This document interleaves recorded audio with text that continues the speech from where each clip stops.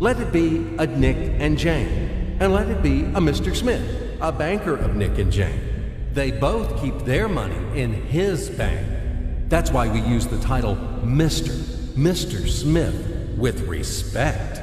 Nick really wants to buy, well, let's say Jane's bicycle, but he has no money. More precisely, he has money, but not enough, only $10, while Jane wants $100 for her precious bicycle. That's a problem. What should Nick do? Well, this bicycle is so desirable. He gives Jane his $10 as a deposit and asks plaintively not to sell the bike to anyone. He says that he will bring the rest of the money soon.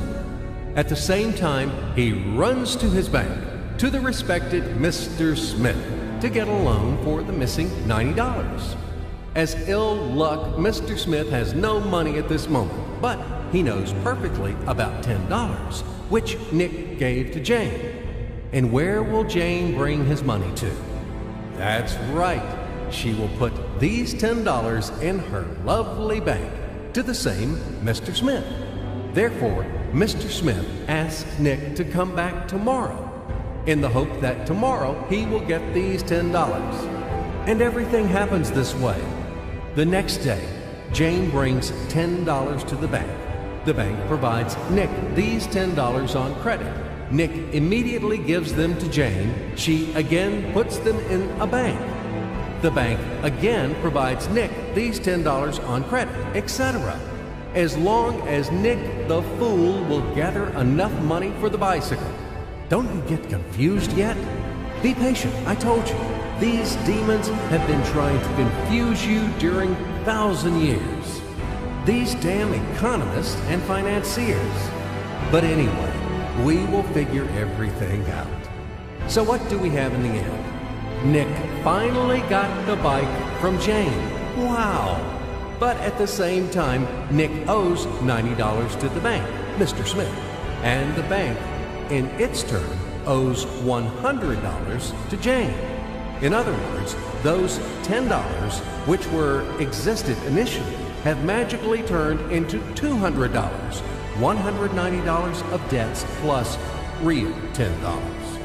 But these $10 would also turn into $1,000, even in a million or a billion, if Nick would make a more expensive purchase. In this case, our $10 would make the increasing number of its cycles, circuits from hands to hands.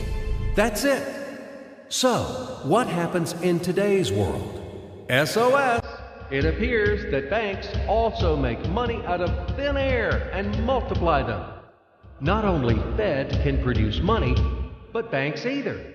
In short, everybody can do this, except you and me. We are not in the business at this celebration of life. I would like to print or draw some money as well. In fact, these banks multiply money without any control. And we're still wondering why the banker lives better. What are naive fools are we? Now it is clear why. The one who produces the money, of course, lives better. But this is not enough. From this moment, poor Nick will never be able to repay his debts owed to the bank, no matter how hard he would work. Silly Nick doesn't know it yet, that he's in slavery to the bank, in credit bondage forever, because those $90 which he owes to Mr. Smith do not exist in nature at all. Sly Mr. Smith made his money out of nothing.